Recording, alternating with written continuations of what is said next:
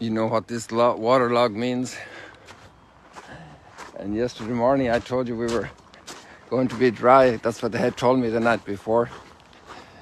And then at breakfast everybody discovered that it was another week of rain until Tuesday. And that feels like Ireland, you know. They say it's going to be clear and then it opens up again, opens up the floodgates. We are happy as long as it doesn't flood, and our challenge before Christmas helped us to remember all the people who suffer from severe flooding, sometimes taken by a big surprise. So there has been significant rise here in the water. That is quite a blessing. Let's go over and check it out over here as well.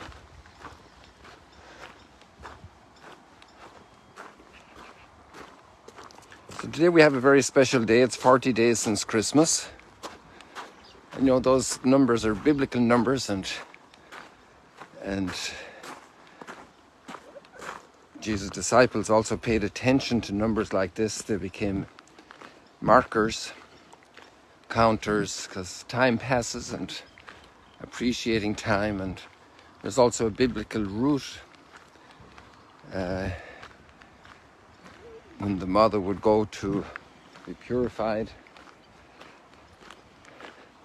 But the big meaning of today's feast is the temple in Jerusalem and Jesus going to the temple.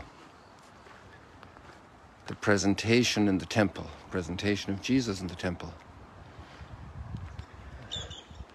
It lends itself to many thoughts, many thoughts.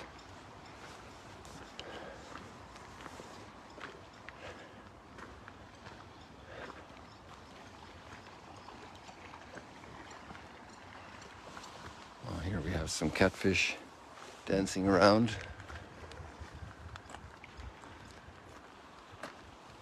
Wow, that's a big one right there on the surface.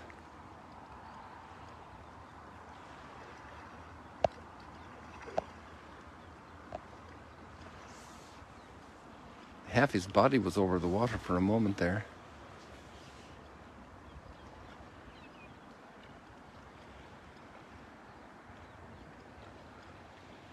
Oh, there he is this side now.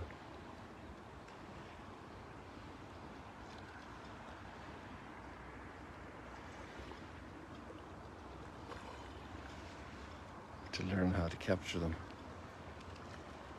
Capture the picture, I mean.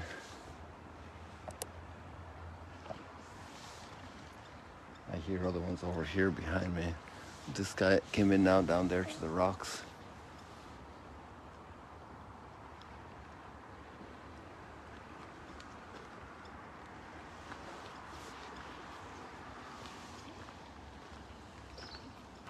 So the temple is dedicated to the Almighty, and the Word becomes flesh and dwelt among us, and he goes into the temple.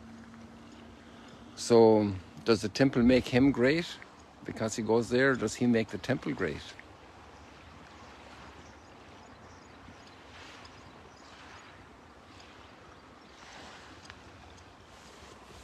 And does anybody notice when the one to whom the temple belongs comes in? It's amazing, isn't it? And then the contrast with the Malachi prophecy coming as refining, and our first thoughts and imaginations would probably track that as a major, powerful event, maybe more in line with the day he took the whip in his hands and overturned some tables. That was a very exceptional impression we have of Jesus, because his basic procedure and program was, learn from me, for I am meek and humble of heart. So he wasn't coming as that powerful Lord imposing order by force.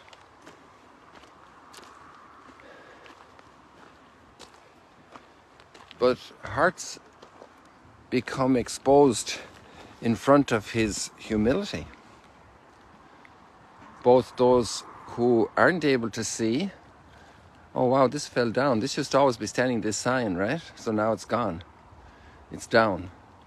Which I'm not too sad about because I didn't like it. It was always blocking the view of the sun for me. And it was kind of artificial there. Maybe those responsible will put it in the right place.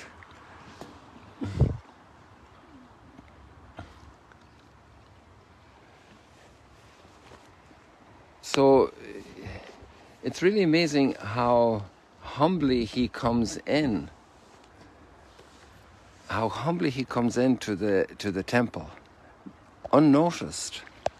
Who noticed? Simeon and Anna. And they represent the people who are waiting in expectation, the humble people, the prayerful people, the devoted and dedicated people.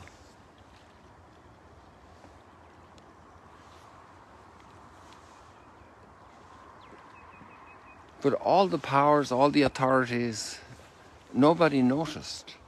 Isn't that amazing? Sometimes when people enter a room, everybody notices. Some draw attention to themselves, others just by the dignity and bearing or by the amount of bodyguards surrounding them or whatever. And this guy has a bodyguard who was a carpenter in Nazareth and probably a teenage mother.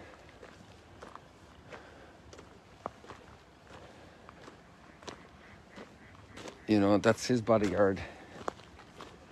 And then how helpless that little baby is, you know, how the mighty Lord, the creator of all,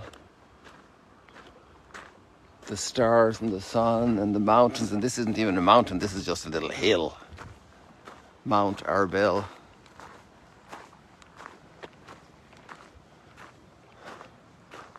You know, it really changes all our parameters for judging and evaluating and seeing importance. How do we measure importance?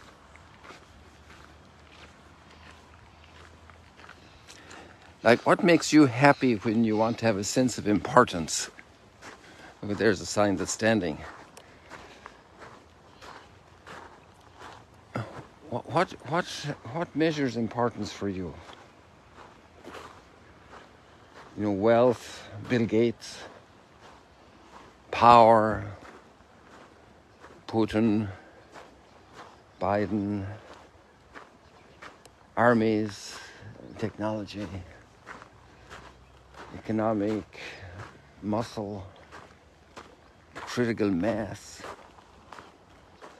And here we have infinitely small. They just give 2 doves, the poorest offering. That's their standard. That's where they fit in. That's their standard, you know.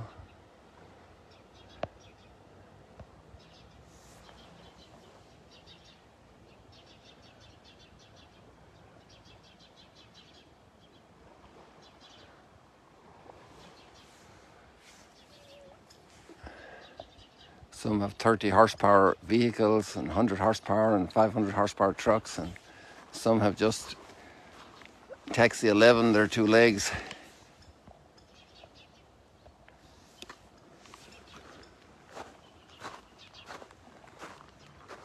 It's really amazing, and really that's probably the medicine we need, because part of our biggest issue is the way we turn our attention and our will to acquire, to possess, to dominate, to impress.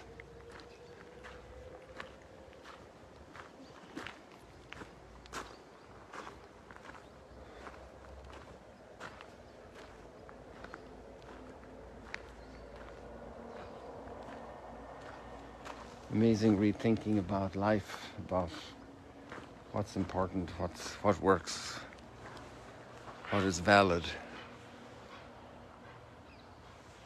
And this contemplation has led to a lot of people choosing that life of low profile, that life of being just simply present, the presentation in the temple, being present, being there for somebody, smiling, praying for somebody. The presence of a person, even flat on their bed, even if it's their deathbed, and they're praying quietly. They just got a very bad diagnosis for their health. Surgery doesn't look too promising. Chemotherapy is going to have too many negative consequences, also life-threatening. And they're praying, but they're present. They're present for their children, for their grandchildren, for their neighbors, for the whole world, for politics. They're praying for an ending of the war in the Ukraine, for an ending of every war. They're praying for justice, for the downtrodden, for the migrant. Who knows who are pulling the biggest levers?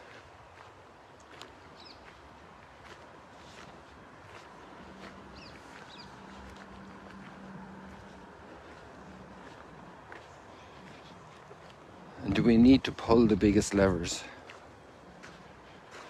Do we need to find our spot that Providence has placed for us? Because if we do our spot, we're fulfilling the plan of divine providence. And maybe that's the refining and purifying silver. He will purify the sons of Levi that we have in this prophecy of Malachi. The purifying doesn't happen with boisterous, loud, dramatic rituals and procedures. It happens in the humility of the heart. It happens from the inside through grace. Nobody notices, and the person has changed their attitude. They overcame the addiction. They became meek and got control of their temper. They turned from hardness of heart to reconcile. They're changed. And it didn't happen because somebody held a gun to their head or mocked them publicly or shouted them down. No, it happened inside the depths of the heart. They were purified like the fuller's lie. I wonder if anybody knows what that means, the fuller's lie. And that's a chemical process, isn't it, for purifying things? It's like an acid. Refining them like gold or silver in the fire. And the fire of humility, the fire of love, the fire of self-detachment, of renouncing self-importance, of the fire of waiting beside somebody who is sick and dying, just being with them, the presence. People, a lot to chew on there. Who is this King of glory? It is the Lord. Lift up your gates, you lintels, Psalm 24. Reach up, you ancient portals, for the King of glory comes in, and nobody noticed. Amazing, isn't it? Amazing, amazing. People, God bless you. God bless you. See you later, alligators.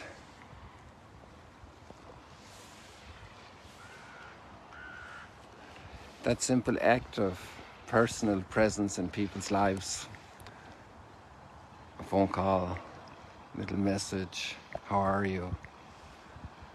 A presentation to the temple, who is each person, because God is present there.